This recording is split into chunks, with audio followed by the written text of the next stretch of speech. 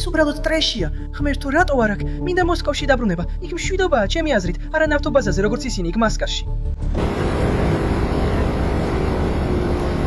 Попали, по-моему, в нефтебазу какую-то или что. ოკუპირებულ ყირიმში ბენზინის გაყიდვაზე სრული აკრძალვა შემოიღეს. ახლა საწვავის ყიდვა ვერც კუპონებით შეიძლება. მიზეზი მარტივია და ამის შესახებ უკრაინამ გააფრთხილა. უკრაინის შეიარაღებულმა ძალებმა დაარტყეს გადასასვლელსა და პორტებს, სადაც ეს ბენზინი რუსეთიდან შეჰქონდათ.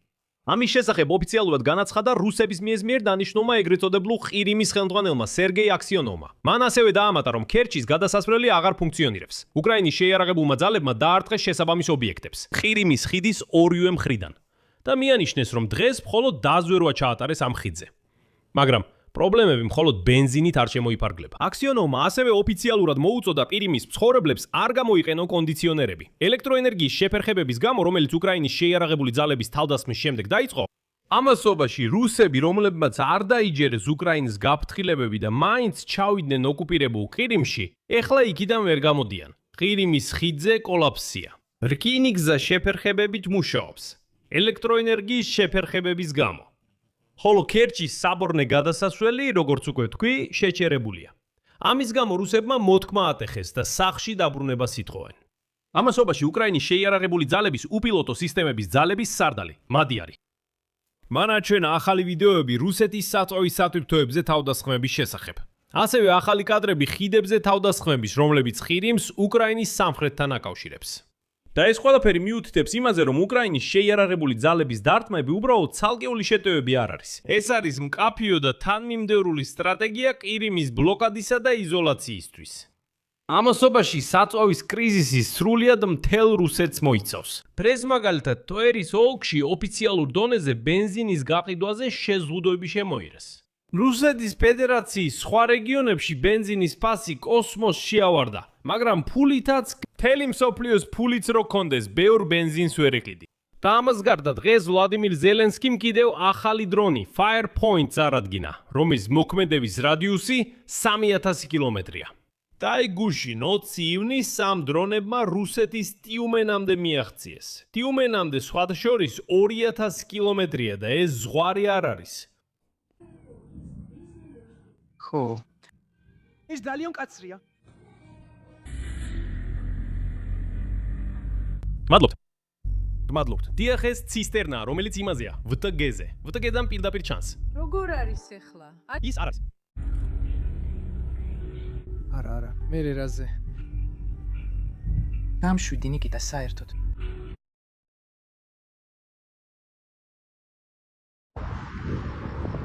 Там попали, по-моему, в нефтебазу какую-то или что. Просто всю ночь. Огонь херачит.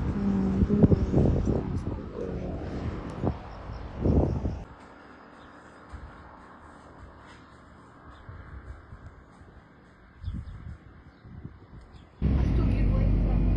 Subtitrები დიმატორსოკი. Subtitrები გააკეთა დიმატორსოკმა.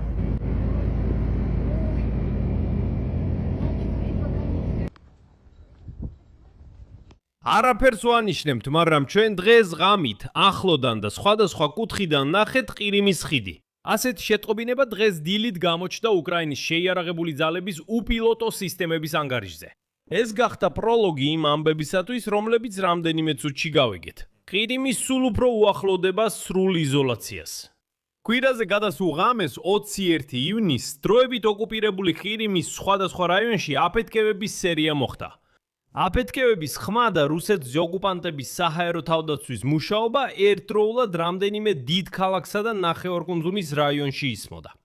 საჰაერო თავდაცვის მუშაობის შესახებ საუბრობდნენ კერჩის, ბახჩისარაის, სევასტოპოლის, სიმფეროპოლის, ასევე ნიჟნეგორსკის, კრასნოგვარდეისკის და კრასნოპერეკოპსკის რაიონების მცხოვრებლები. დილით ოკუპანტებს იძულებული გახდნენ სასწრაფოდ შეეჩერებინათ ტრანსპორტის მოძრაობა კერჩის ხიდზე, რის გამოც იქ უზარმაზარი რიგი დაგროვდა. და თავად რუსული მედიის ინფორმაციით 700-ზე მეტი ავტომობილი რიგში დადგა. საჰაერო თავდაცვის აფეთქებების სისტემები.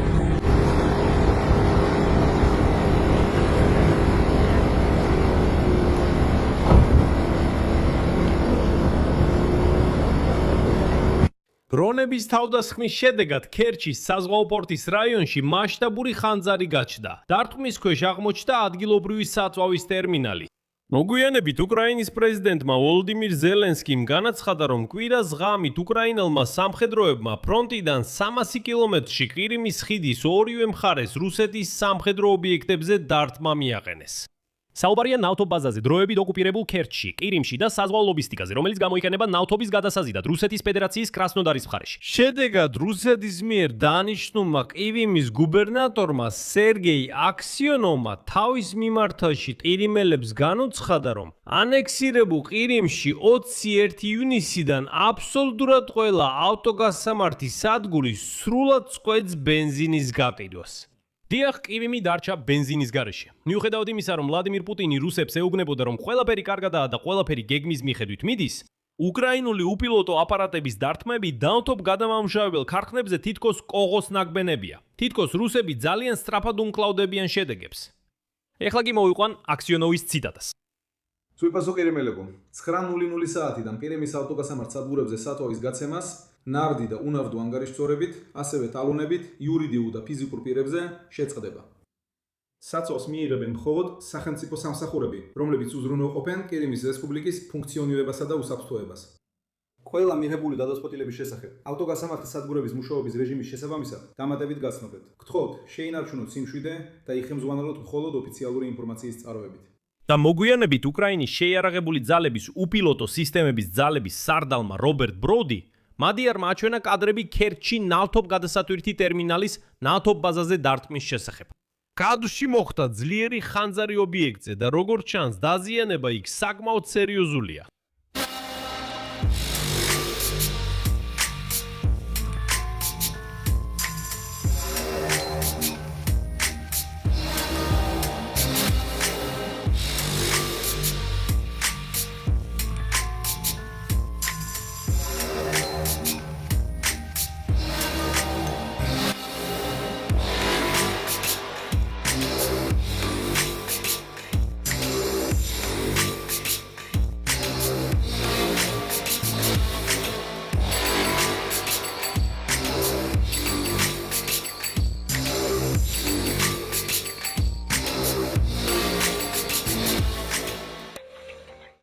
მოგვიანებით კიდევ უფრო მეტი დეტალი გახდა ცნობილი.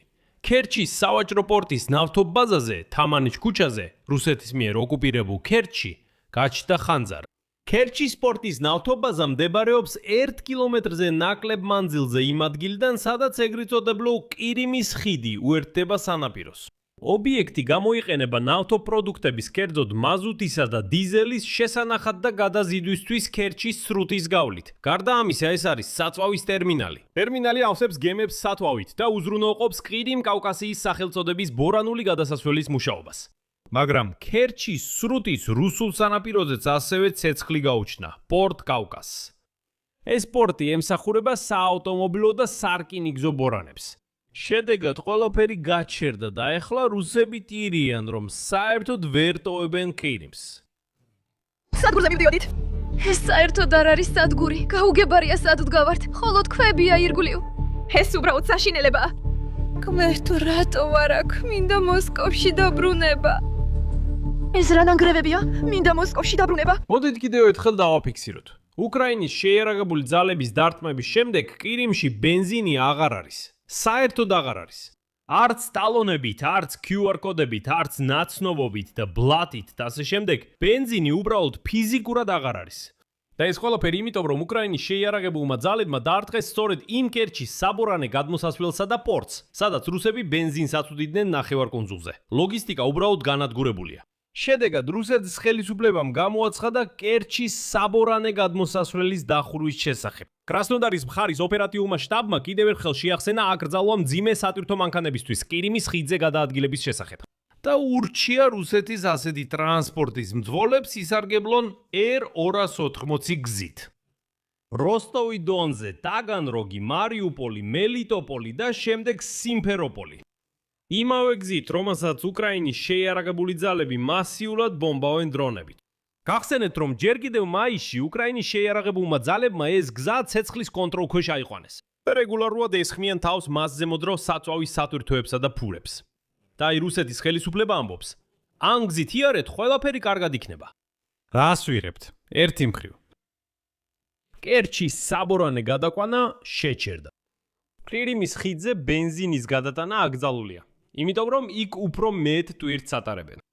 ერთადერთი გზა დარჩა ოკუპირებული უკრაინის სამხრეთით გავლა, მაგრამ იქაც ვერ წახო, რადგან ის გზა, რომელსაც რუსები ნოვოროსიას ან ხმელეთის ხიდს ყირიმში ეძახდნენ, მთლიანად უკრაინის შეიარაღებული ძალების ცეცხლის კონტროლის ქვეშაა. როგორც მიხვდით, მთელი ლოგისტიკა რეალურად შეწყვეტილია. ბოლო დროს უკრაინის შეიარაღებულმა ძალებმა რამდენიმე დარტყმა მიაყენეს საავტომობილო და სარკინიგზო ხიდებს დროებით ოკუპირებულ გენიჩენსკში, ხერსონის ოლქში. ასევე საავტომობილო ხიდს დროებით ოკუპირებულ არმიანსკში, ყირიმში. და ოსინთის ანალიტიკოსებმა დღეს გაავრცელეს დაზიანებული ხიდების სატელიტური სურათები. გენიჩენსკში საავტომობილო ხიდს 2 ხვრელი აქვს მიღებული. არმიანსკში კი უკრაინის შეიარაღებული ძალების დარტყმების შემდეგ საავტომობილო ხიდი სერიოზულად დაზიანდა 4 ადგილას. ამ მიზეზით ოკუპანტები ხიდს ტვირთების გადასატანად აღარ იყენებენ. თუმცა ანალიტიკოსები აღნიშნავენ, რომ რუსებმა ხიდის ნაცვლად ამ რაიონში ნაყარი გადასასვლელი ააშენეს. ასევე სურათებზე ჩანს, რომ როგორც ჩანს, ბორანული გადასასვლელიც დაარტყეს და ის დაიშალა. მაგრამ ეს ყველაფერი არ არის. ყირიმელებს თხოვეს არ გამოიყენონ კონდიციონერები, რადგან ელექტროენერგიის მიწოდებაში შეფერხებები დაიწყო. ანექსირებულ ყირიმში ელექტროსისტემის ობიექტებზე ავარიების გამო ელექტროენერგიის მოხმარების შეზღუდვის გრაფიკები შემოიღეს.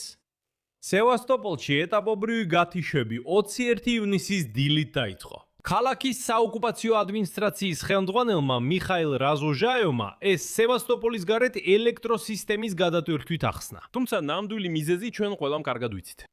მაგრამ ყივიმი მხოლოდ პრობლემის ნაწილია რუსებისთვის. საწვავის კრიზისი მთელ რუსეთში კიდევ უფრო მძაფრდება. ბენზინის დეფიციტი ახალ რეგიონებს მოიცავს. ამჟამად ბენზინის დეფიციტი და საწვავის გადვირება შეინიშნება იმ რუსულ ქალაქებშიც კი, რომლებიც ადრე არასდროს შეხვედრიან მსგავს პრობლემებს. ოფიციალურად კრიზისი უკვე მიაღწია სანქტ-პეტერბურგს, ტულასა და ვორონეჟს. ქვეყნის სხვადასხვა რეგიონში მძღოლები იუწყებიან ავტოგასამართ სადგურებზე რიგების, ბენზინის გაცემის შეზღუდვებისა და ცალკეული სადგურების დახურვის შესახებ. მოსკოვში ზოგიერთი როსნეფტის ავტოგასამართ სადგურზე რიგები შეიქმნა, ხოლო გაზპრომნეფტის გასამართი სადგურები კრილაცკოეს რაიონში დროებით შეჩერდა. გაზპრომნეფტზე რიგები შეიქმნა, ხოლო მძღოლებისთვის ასევე შემოიღეს შეზღუდვა. ერთ ჯერზე არაუმეტეს 60 ლიტრის ჩასხმაა შესაძლებელი. რუსეთის დედაქალაქში ტატნეფტის ზოგიერთი გასამართ სადგურზე კიდევ უფრო მკაცრი ლიმიტებია დაწესებული. ერთ მანქანაზე მაქსიმუმ 30 ლიტრი ა, 95 ბენზინი. რას ფიქრობთ ამაზე? გახსენებ, პუტინმა სულ ერთი კვირის წინ თქვა, რომ ხო, მოусმინეთ, უკრაინის ეს დარტყმები ნავთობგადამამუშავებელ ქარხნებზე ცვრილმანია. ამბობს, ჩვენ ძალიან სწრაფად ვაღდგენთ ქარხნებს და საერთოდ პრობლემა არ არის, დეფიციტი არ არის. ბენზინთან ყველაფერი სუპერია, ყველაფერი კარგადაა, დაუბანელი რუსები. საერთოდ ნუ ნერვიულობთ. აი ესეთ სიტუაცია. რიგები და შეზღუდვები ასევე ფიქსირდება ტვერში. ბენზინის ნაკლებობაზე მორდოვიის მცხოვრებლებიც საუბრობენ. სარანსკში გასამართ სადგურებთან ათეულობით მანქანის რიგები შეიქმნა. კოლომნაში კი ზოგიერთი ავტოგასამართი სადგური დროებით შეჩერდა საწვავის არ ქონის გამო. და როგორც მიხვდით, ასე შეიძლება უბრალოდ უსასრულოდ გაგრძელდეს.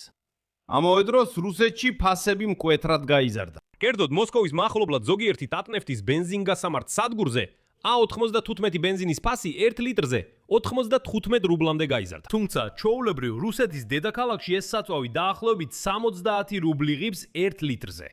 ზოგიერთი უფრო მცირე ბენზინგასამართი ქსელი, რომელიც არ შედის მსხვილ ნავთობ კომპანიებში, იძულებულია საწვავზე ფასები გაზარდოს, რათა ზარალი აიცილოს. თუმცა ასეთი მდგომარეობა რუსებს არ ათხოვთ და სულ უფრო მეტი ადამიანი ჩივის ფასების ზრდასა და ბენზინის მიწოდების შეფერხებებზე. რუსეთის ზოგიერთი რეგიონის ადგილობრივი ხელისუფლება ცდილობს კრიზისის შედეგები შეამსუბუქოს და ვის ხარჯზე? რა თქმა უნდა, ბიზნესის. მაგალითად, სარატოვის ოლქში უკვე განიხილავენ საწვავზე მაქსიმალური ფასების დაწესების შესაძლებლობას ავტოგასამართ სადგურებისთვის. მიუხედავად მოთხოვნის ზრდისა და მიწოდების პრობლემებისა. უბრალო ენაზე რო ვთქვათ, ხელისუფლება უბრალოდ აუკრძალავს ავტოგასამართ სადგურებს ფასების გაზრდას და მათ საერთოდ არ აინტერესებთ, რომ ეს ყველაფერი ზარალია. გახსენეთ, ადრე რუსეთს ბენზინგასამართ ქვეყანას ეძახდნენ, მაგრამ როგორც ჩანს, ბენზინგასამართის სადგური გაფუჭდა. თუმცა ექსპერტები მიიჩნევენ, რომ რუსეთს ნაკლებად გაუმართლებს საწვავის კრიზისის მოგვარებაში სანამ უკრაინა ნავთობის გადამამუშავებელ ობიექტებზე დარტყმებს აგრძელებს. უკრაინა კი არა მხოლოდ აპირებს ასეთი დარტყმების გაგრძელებას, არამედ მზად არის მათი გაძლიერებისთვისაც. 20 ივნისს უკრაინამ დარტყმა მიაყენა ტიუმენის ნავთობის გადამამუშავებელ ქარხანას. უკრაინის პრეზიდენტის ვოლოდიმირ ზელენსკის თქმით, დარტყმისთვის გამოყენებული იყო კომპანია Firepoint-ის ახალი უპილოტოები და შემდეგ ციტატას მოვიყვან. ჩვენი შორ მანძილზე მოქმედი სანქციები ტიუმენის რეგიონის რუსეთს მიაღწია. სამიზნე გახდა ნავთობ გადამამუშავებელი ობიექტი, რომელიც ჩვენი სახელმწიფო საზღვრიდან 2000 კილომეტრზე მეტ მანძილზე მდებარეობს. ეფექტურად იმუშავეს ახალმა მოდერნიზებულმა FP დრონებმა. ახლა მათ შეუძლიათ სამიზნეების მიღწევა 3000 კილომეტრის მანძილზე. უკრაინის შეიარაღებული ძალების გენერალურ შტაბშიც განაცხადეს ტიუმენის ნავთობ ქარხნის დაზიანების შესახებ, რომელიც ადრე ანტიპინსკის ნავთობ გადამამუშავებელ ქარხნად იყო ცნობილი. ეს ქარხანა წლიურად 9 მილიონ ტონამდე სიმძლავრით გამოირჩევა და დასავლეთ სიბირის ერთ-ერთ უმსხვილეს ნავთობ გადამამუშავებელ საწარმოს წარმოადგენს. ქარხანა აწარმოებს დიზელის საწვავს, бенზინს, ბიტუმს და მაზუტს. და რადგან ამ ქარხნის ნაწილის პროდუქცია რუსეთის არმიის საჭიროებებზე მიდის, ეს სრულიად ლეგიტიმური სამიზნეა შეიარაღებული ძალებისთვის. для вооруженных сил Украины. აღნიშნავ, რომ ცოტა ხნით ადრე ტიუმენის ნავთობ გადამამუშავებელ ქარხანაზე დარტყმამდე, კითხვამდე კომპანიამ Firepoint-მა პარიზში შეიარაღების გამოფენაზე წარადგინა მოდერნიზებული კამიკაძე დრონი FP1. გახსოვთ ის კადრები, როცა მოსკოვი იწოდა რამდენიმე დღის წინ. და კომპანიამ Firepoint-მა პარიზის გამოფენაზე პირდაპირ ონლაინ რეჟიმში აჩვენა მოსკოვის დამწვარი კადრები. და თქვა, აი ახალი უპილოტო აპარატი. და აი პირველი შედეგები დრონების გამოყენებისა მოსკოვში. ეს იყო სუპერ რეკლამა. ფაქტობრივად რეკლამა ონლაინ რეჟიმში. თუ როგორ მუშაობს ეს შეიარაღება. და აი კომპანიამ Firepoint-მა განაცხადა, რომ უპილოტო აპარატის სიშორე გაიზარდა 1650-დან 2700 კილომეტრამდე. ახალი ფრთის დამატებითი საწვავის ავზის წყალობით. და ახლა მას შეუძლია მიზნების დაზიანება დასავლეთ სიბირში. და უკვე 20 ივნისს კომპანიამ ეს დაადასტურა. იცით, ასეთი ირონია არსებობს. სიმართლე ისა, რომ საწვავის ავზი გაზარდეს იმისთვის, რომ რუსეთში საწვავის ობიექტები გაანადგუროს. ასე რომ მეგობრებო, დასასრულს მინდა ვთქვა, რომ ყირიმის იზოლაცია ერთადერთი არ არის, რასაც ახლა უკრაინა აკეთებს. უკრაინა ასევე დატოვებს რუსებს бенზინის გარეშე. რუსები რომლებიც ყოველთვის ამბობდნენ, ევროპა გაიყინება რუსეთის გაზის გარეშე, ევროპა იქ დაიღუპება რუსეთის ნავთობის გარეშე და ასე შემდეგ და ასე შემდეგ, ეხლა აღმოჩნდნენ ისეთ სიტუაციაში, როცა უკრაინა, რომელიც მათ დემილიტარიზებას უგდათ, სუპერძლიერი დარტყმებს აყენებს მათ ნავთობის ობიექტებზე და ისინი ამაზე ვერაფერს აკეთებენ. როგორც ბოლო მოვლენებმა აჩვენა, თვით მოსკოვშიც კი დაფრინავენ დრონები და რუსეთის მოუქნელი საერო თავდაცვის სისტემა უბრალოდ ვერ ახერხებს მათ ჩამოგდებას. აქ წერტილს დავშავ. თქვენი აზრი და დასკვნები აუცილებლად დაწელეთ კომენტარებში ამ გამოშვების ქვეშ. გამოიწერეთ არხი, დააცკაპუნეთ ზარზე და არ ლაგავიწყდეთ მოწონება. თუ გსურთ ამ YouTube არხის მუშაობის მხარდაჭერა, ეს შეგიძლიათ გააკეთოთ ნებისმიერი დონატის საშუალებით. ბმულებითა და რეკვიზიტებით, რომლებიც მითითებულია ამ ვიდეოს აღწერაში. იქვეა ბმული დახურულ საზოგადოებაზე Patchy Insight, სადაც საუბრობთ ცალკეულ თემებზე, რომლებიც YouTube-ზე არ ხვდება. ამიტომ გადადით აღწერაში, გამოიწევეთ არხი, დაუჭირეთ მხარი ამ არხს, მადლობელი ვიქნებით თქვენი ნებისმიერი მხარდაჭერისთვის. ამით დასრულდა, იზრუნეთ საკუთარ თავზე, ყველას მშვიდობიანად.